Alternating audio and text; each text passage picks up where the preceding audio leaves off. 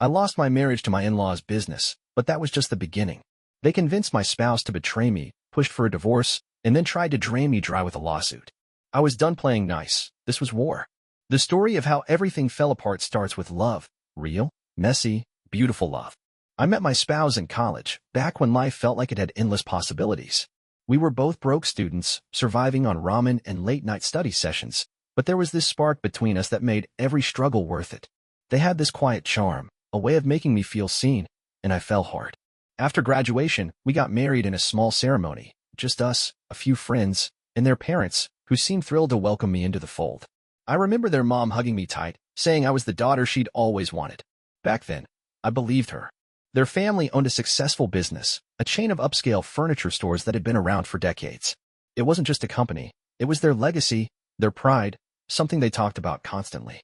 At first, I admired it. My in-laws were warm, generous even. They'd invite us over for Sunday dinners, all laughter and home-cooked meals, and I'd listen as my father-in-law recounted how he built the business from nothing. My mother-in-law would chime in, bragging about how their kids were destined to carry it forward. I didn't mind the stories. I thought it was sweet, this tight-knit family with big dreams. I felt lucky to be part of it. My spouse and I settled into married life pretty easily. We rented a little apartment, juggled our entry-level jobs, and dreamed about the future. They'd always been close to their parents, texting them daily, but it didn't bother me, at least not then. About a year in, though, things shifted. My father-in-law started dropping hints that the family business needed fresh blood. My spouse had studied marketing, and he thought they'd be perfect for a role there. I encouraged it, thinking it'd be good for them to have something stable, something tied to their roots. They took the job, and at first, it seemed like a win. They'd come home buzzing about new projects, ideas they'd pitched, and how proud their parents were. I teased them about becoming the golden child, and they'd laugh it off. But looking back, that's when the cracks started forming. The late nights at the office crept in slowly. They'd talk about work nonstop, throwing around jargon I didn't understand, their eyes lighting up in a way they hadn't before. I'd ask about our plans, weekends away, maybe starting a family, and they'd brush it off, saying the business was demanding right now. I didn't push. I loved them, trusted them, and figured it was just a phase. Their parents started calling more, too, asking them to swing by after work or join them for last-minute meetings. I'd wait at home, reheating dinner, telling myself it was fine. They were building something, right? I didn't see it then, but the family business wasn't just a job, it was sinking its claws into my spouse, pulling them away from me, one subtle tug at a time. And I was too naive, too in love, to notice. Things didn't stay rosy for long after my spouse dove headfirst into the family business. At first, their new job felt like a distant hum in our marriage, something I could tune out while I focused on my own life.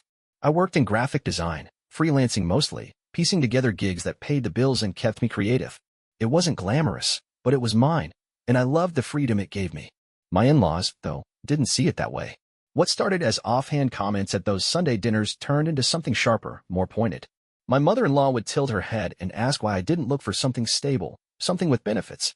My father-in-law would chuckle and say freelancing was fine for a hobby, but a real career should bring in real money, like their business did. I brushed it off at first. They were old school, I told myself, set in their ways. But the jabs kept coming, and they started landing harder. My spouse would just sit there, nodding along, not saying a word to defend me. That stung more than the criticism itself. I'd vent to them later, expecting support, but they'd shrug and say their parents were just worried about our future. Our future. It was the first time I noticed how their loyalty was starting to shift, how our was beginning to mean something different to them. The in-laws' involvement didn't stop at opinions. They'd call my spouse constantly, pulling them into late-night strategy sessions or weekend emergencies at the stores. I'd suggest a movie night, and they'd come home exhausted, saying their dad needed them to crunch numbers or their mom wanted input on a new ad campaign. I started feeling like an outsider in my own marriage, like I was competing with a family I'd once thought I belonged to. Then came the arguments. Small at first, me asking why they couldn't say no, them snapping that I didn't get how important the business was. But they grew uglier. My mother-in-law had apparently told them my freelancing was selfish, that I wasn't pulling my weight. When I brought it up, furious, my spouse didn't deny it. They just sighed and said maybe she had a point. Maybe I could try harder, earn more, match what they were bringing in. That hit me like a punch. I'd always been proud of what I did, even if it didn't rake in cash like their precious furniture empire. But suddenly, my spouse was parroting their parents' lines, their voice cold and unfamiliar. One night, after a particularly brutal fight, they looked at me and said their dad thought we should move closer to the business, to one of those ritzy suburbs near their headquarters. It wasn't a suggestion, It felt like an order.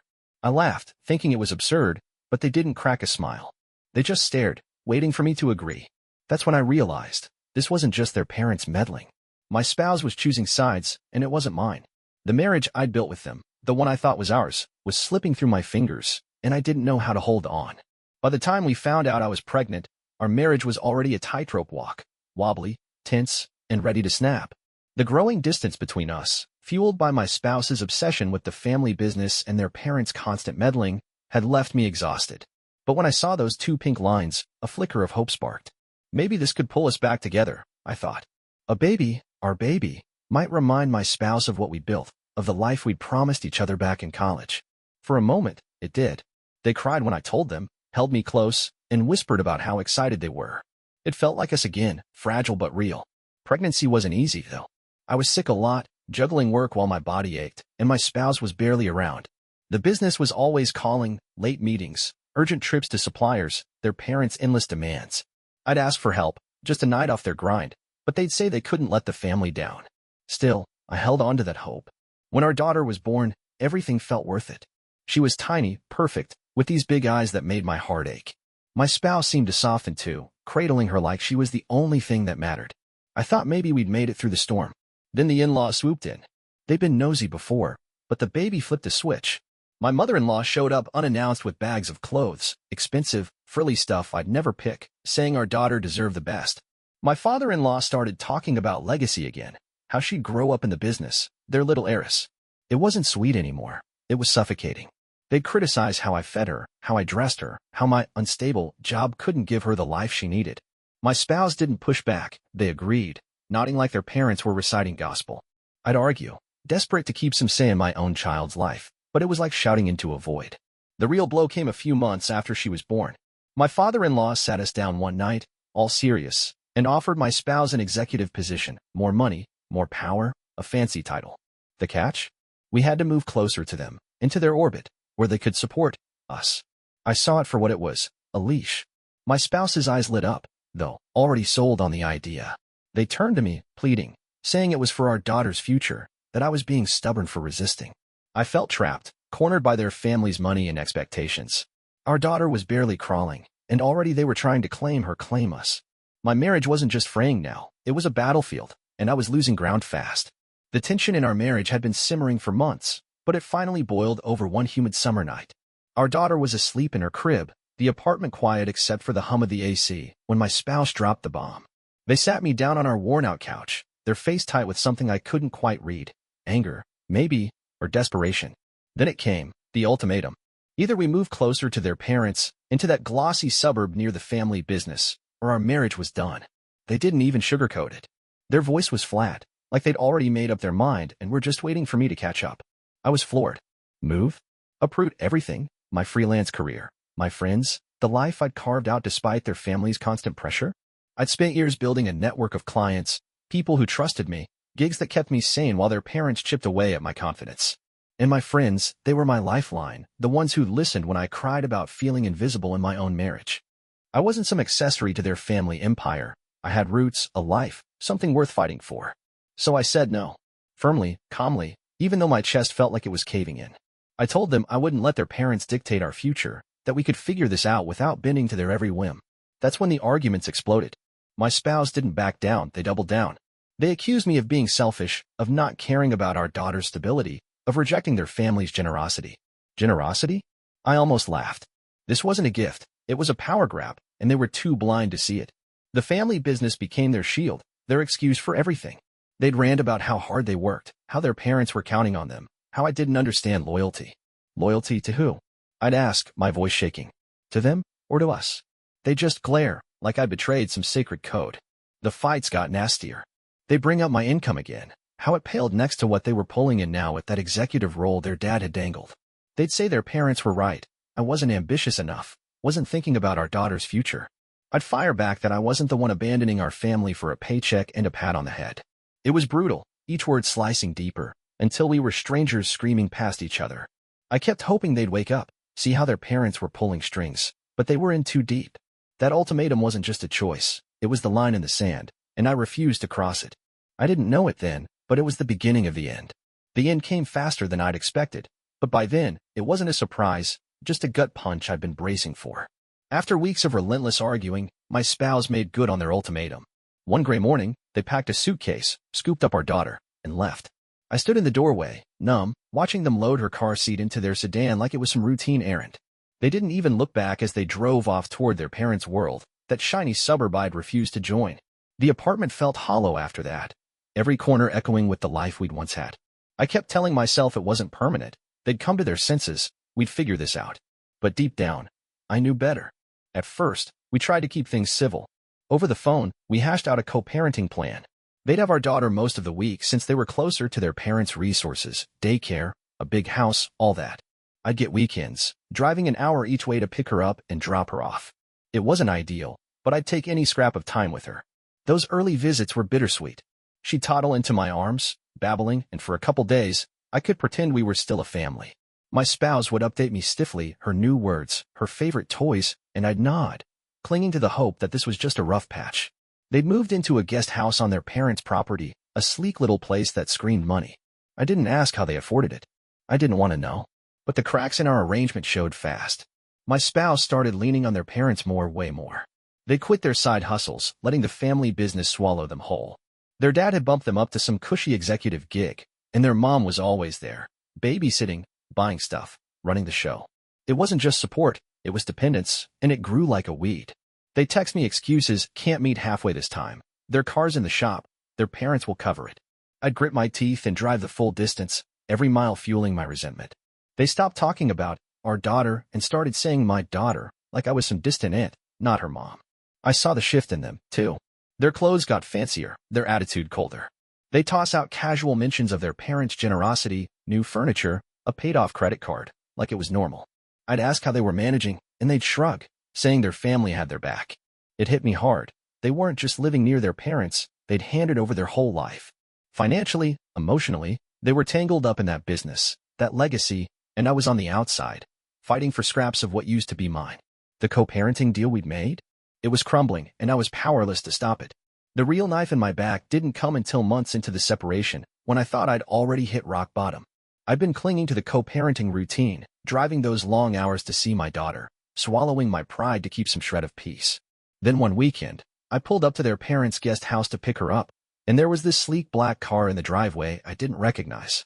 My spouse stepped out, flustered, and behind them trailed someone new, a tall, polished guy in a tailored suit, all smiles and confidence.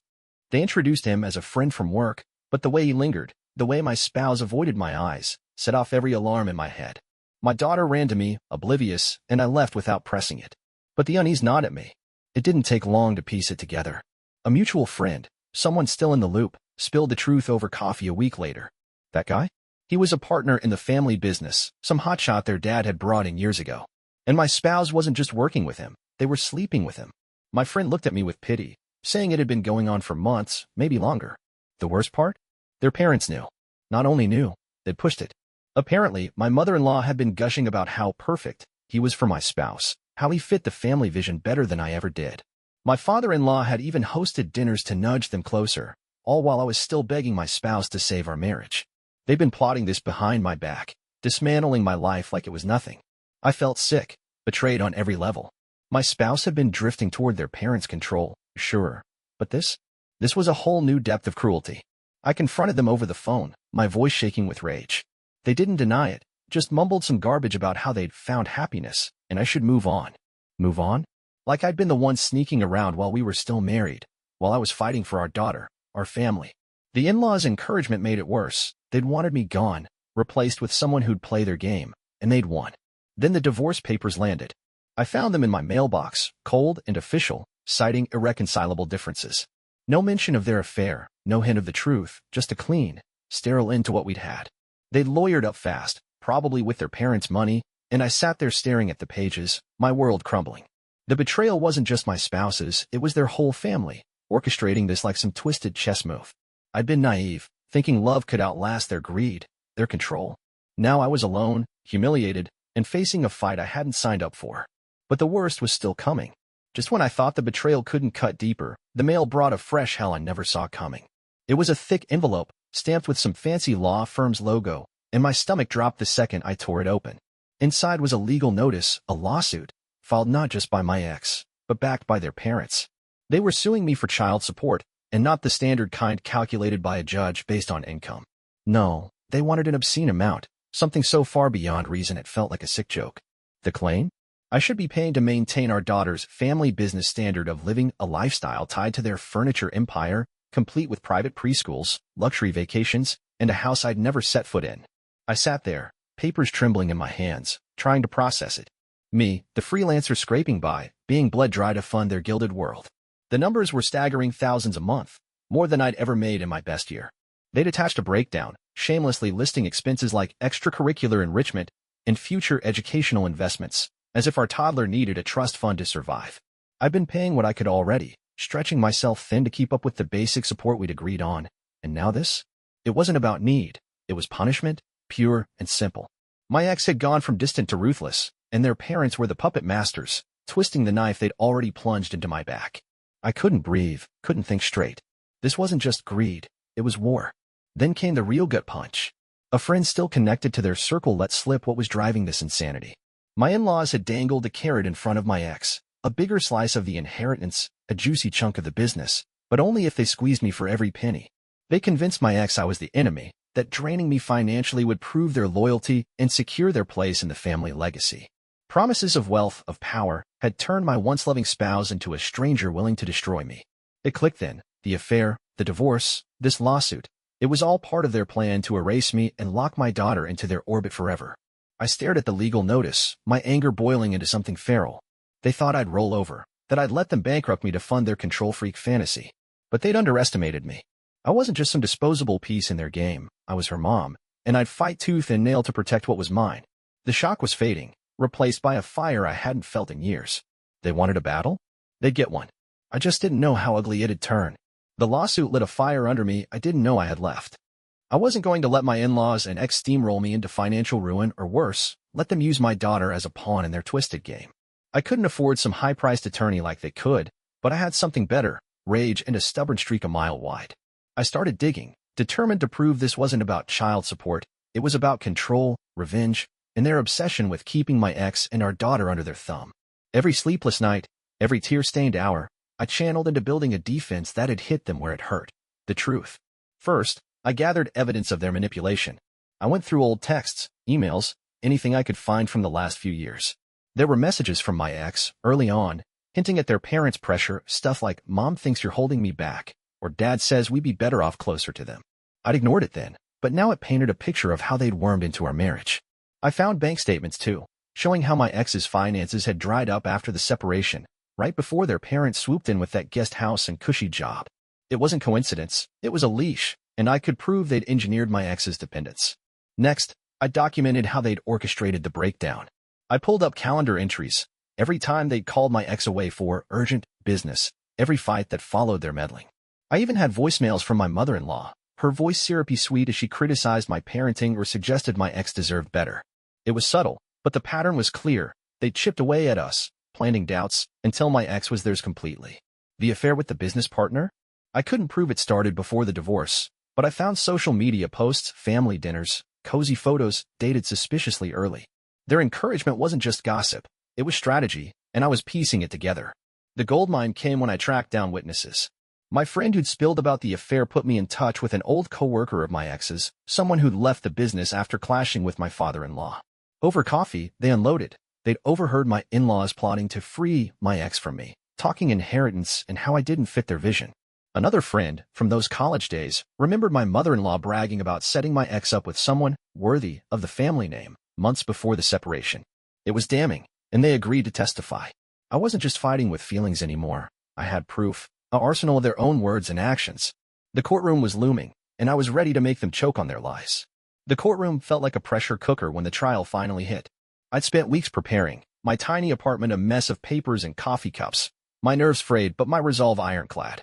My ex and their parents sat across the room, flanked by a slick lawyer who oozed confidence, while I had a pro bono attorney who'd taken my case out of sheer pity. The stakes were suffocating, my finances, my daughter, my whole life hung in the balance. But I'd come armed with evidence, witnesses, and a fire they couldn't snuff out. This wasn't just about money anymore. It was about ripping the mask off their perfect little empire. The hearing started with their side laying out their ridiculous claim, how I owed thousands monthly to keep our daughter in the lifestyle they crafted. Their lawyer painted me as some deadbeat, cherry-picking my freelance income to make me look negligent. Then my turn came. My attorney called up my witnesses, the ex-co-worker who'd heard my in-laws plotting, the friend who'd caught my mother-in-law scheming about the affair. Their testimony hit like a sledgehammer. The co-worker recounted overhearing my father-in-law say I was an obstacle to their legacy, that they needed my ex, unburdened by me. The friend described my mother-in-law's glee at pairing my ex with the business partner, all while I was still begging to save our marriage. The judge's face tightened, her pen scratching furious notes. I took the stand next, laying out the paper trail, texts, voicemails, financial records showing how they lured my ex into dependence.